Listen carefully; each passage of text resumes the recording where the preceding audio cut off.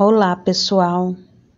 Junto com o meu grupo, vou apresentar hoje sobre o Sistema de Informação Corporativo. Nosso grupo é integrado por 5 meninas. Sou eu, a Alana, do 8º período. Tem a Amanda Micaele Lopes, do 8º período. A Suzy Kellen, também do 8º período. A Vitória Santos, do 4º período. E a Andressa Moura Gonçalves, do 4º período também. Então, nesse momento, vamos dar uma ênfase sobre o Sistema de Informação Corporativo. Para melhor entender o termo, vou tentar aqui exemplificar. Toda pessoa que deseja empreender, ela tem dificuldade para gerir o negócio, né? Mesmo tendo conhecimento na área, seja em administração, gestão financeira ou qualquer outro curso semelhante. Sabemos também que é difícil aplicar a teoria na prática e as situações do dia a dia, né? Extrapola os conhecimentos que se tem. Então, né, o que fazer para ter mais eficiência e eficácia no gerenciamento da empresa? Então, a dica que eu dou é entender o que é o sistema de informação. O sistema de informação corporativo tem como elemento fundamental a informação. E é por isso que a finalidade do sistema de informação corporativo é que tratar, armazenar e fornecer os dados e informações, né, que possa apoiar nos processos e funções realizados dentro da empresa, além também, né, de ajudar na tomada de decisão. Então, o que é o sistema de informação, né, e qual a sua finalidade? O sistema de informação são os softs, são os hardwares, são os bancos de dados, são os sistemas especialistas, né, e sistemas de apoio. Que dá a gestão, entre outros. Ou seja, basicamente, né, estão inclusos todos os processos informatizados, né, dentro da empresa, que podem disponibilizar a informação correta, né, e fazer a empresa funcionar de maneira adequada.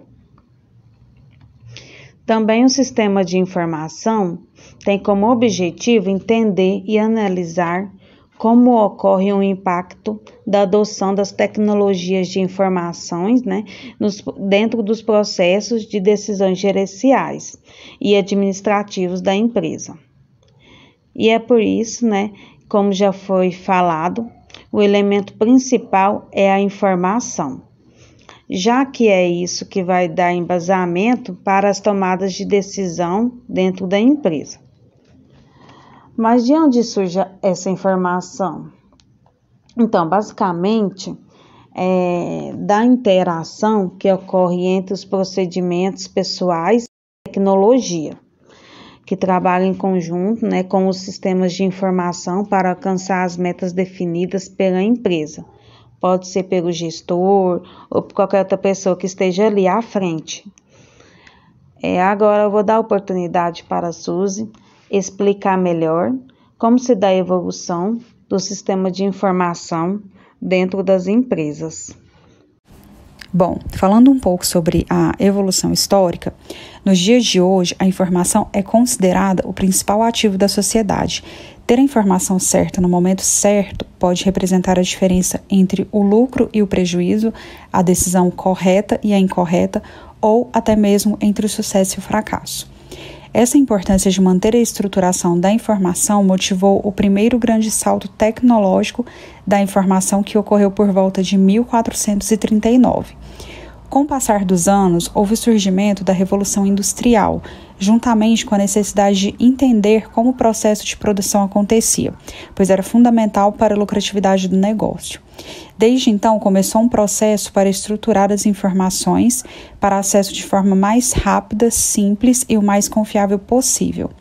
A Revolução Industrial entre 1760 e 1840, inaugurou uma nova forma de produção, o que transformou o modo de vida e ampliou o acesso aos produtos no mundo inteiro. Nesse mesmo período, tivemos uma das mais importantes evoluções na gestão da informação, que foi o surgimento da contabilidade de custos e a contabilidade gerencial. Na época, tendo uma produção baseada em máquinas evoluindo cada vez mais, o controle de custos tornava-se cada vez mais complexo, especialmente pelo volume e complexidade da produção. E passar a ter esse controle efetivo sobre os custos e os seus impactos se tornou extremamente necessário para a evolução dos sistemas de produção. Além disso, por conta do aumento de produção e do comércio, o volume de informações envolvidas no processo também aumentou. E isso começou a gerar problemas na gestão da informação. Então, em 1858, se teve mais um marco, que foi o lançamento de um cabo telegráfico entre os Estados Unidos e a Inglaterra, como uma solução definitiva para a comunicação intercontinental, reduzindo assim o tempo das comunicações entre os dois países da casa de aproximadamente 10 dias para questão de minutos, o que agilizou a obtenção de informações para o processo comercial e de produção. E a partir de 1900, os outros países europeus se industrializaram. Com esses incrementos, novas técnicas de gestão da informação foram desenvolvidas e outras antigas aprimoradas.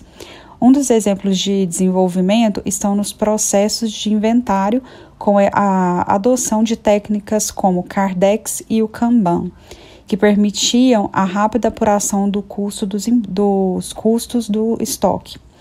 Já em meio ao século XX, com o avanço da eletrônica, propagou-se o armazenamento e o processamento eletrônico das informações. O grande salto evolutivo no sistema da informação aconteceu nos anos 1980, com a popularização dos computadores. Com isso, o computador acabou rompendo as barreiras e passou a ser possível manipular um volume maior de informação que de outra forma não poderia ser manipulada com precisão e segurança.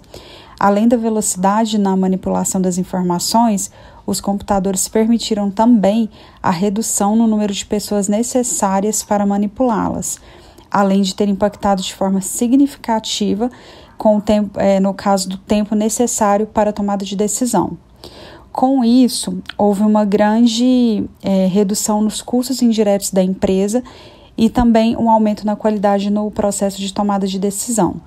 A partir do século XXI, com o uso de computadores e da internet, se tornou possível que os benefícios da informação chegassem à maioria das pessoas, causando uma revolução tanto comportamental como de consumo, o que mudou o cenário econômico mundial, criando uma nova economia fortemente baseada em redes de comunicação, tendo duas tecnologias como protagonistas da mudança: a internet e os sistemas de gestão integrados.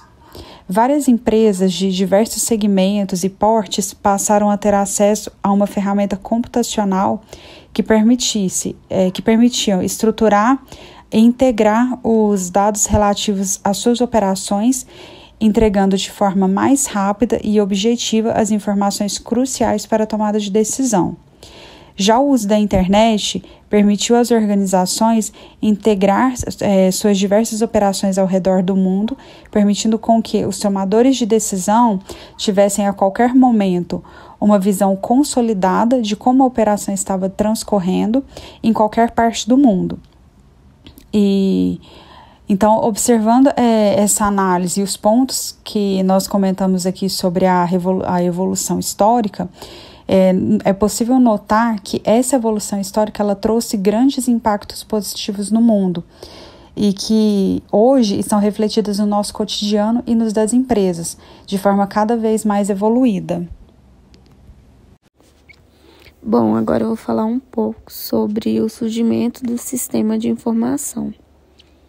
A partir da década de 1940, quando surgiram as primeiras iniciativas ligadas à computação e os equipamentos que automatizam o processamento de dados mediante comandos em linguagem de máquina.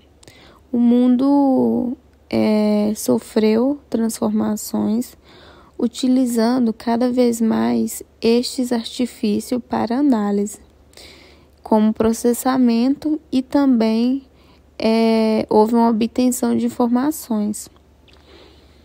A partir da década de 1980, as empresas passaram por um forte processo de informatização, com a aquisição de equipamentos mais adequados às empresas de todos os tipos. Foi o lançamento do computador pessoal pela IBM, do sistema operacional DOS ou MS-DOS, que permitiu que as empresas desenvolvessem aplicativos para esse sistema operacional de uma maneira mais prática e fácil. Agora eu vou falar um pouco sobre o pai da comunicação, Alan Turing. Ele nasceu no dia 23 de junho de 1912, em um bairro residencial de Londres, capital da Inglaterra. Morreu em 1954, provavelmente tendo cometido suicídio. Quem foi Alan? Alan, ele foi um matemático e criptográfico inglês, considerado atualmente como o pai da comunicação, uma vez que, por meio de suas ideias, foi possível desenvolver o que chamamos hoje de computador.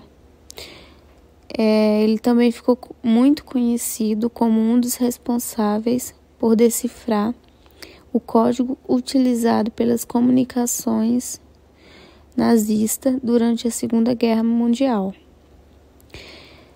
Foi através do seu trabalho que foi desenvolvida uma máquina conhecida como uma bomba eletromecânica, que decifrou o código da máquina Enigma, utilizado pelos alemães, e permitiu que os aliados tivessem acesso às informações privilegiadas ao longo da guerra. A máquina ela foi criada em 1936, muito tempo antes da invenção dos computadores modernos.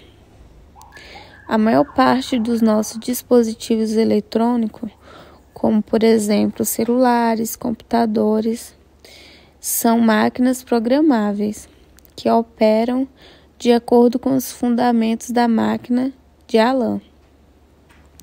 Um dos maiores exemplos também são as calculadoras, pois elas operam como as primeiras máquinas que foi criada pelo Alan e também foram programadas para estar realizando aqueles cálculos simples, enfim.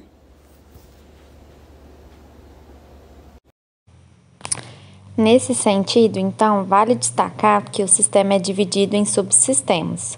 O primeiro é o social, que inclui pessoas, informações, processos e documentos.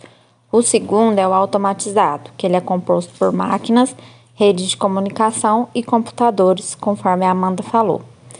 Isso demonstra que realmente as pessoas são fundamentais para essa ferramenta. As características desse sistema podem trabalhar com diversos elementos, entre eles os softwares, os hardwares, bancos de dados, sistemas especialistas, sistemas de apoio à gestão e etc. Ou seja, estão inclusos todos os processos informatizados que podem disponibilizar informação correta e fazer a empresa funcionar de forma adequada. No entanto, existem algumas características inerentes a esses sistemas que devem ser levadas em consideração. A relevância.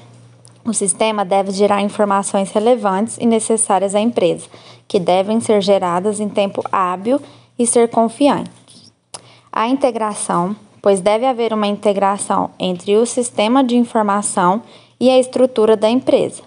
Dessa forma, é fácil coordenar os departamentos, setores, divisões e outros tipos de unidades organizacionais. Além disso, esse processo de integração facilita e agiliza a tomada de decisões.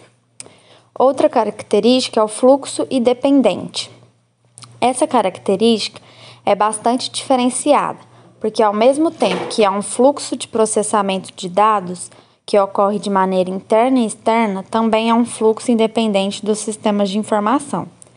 Ele está integrado ao subsistema existente e por isso age de forma mais rápida e com menos custo.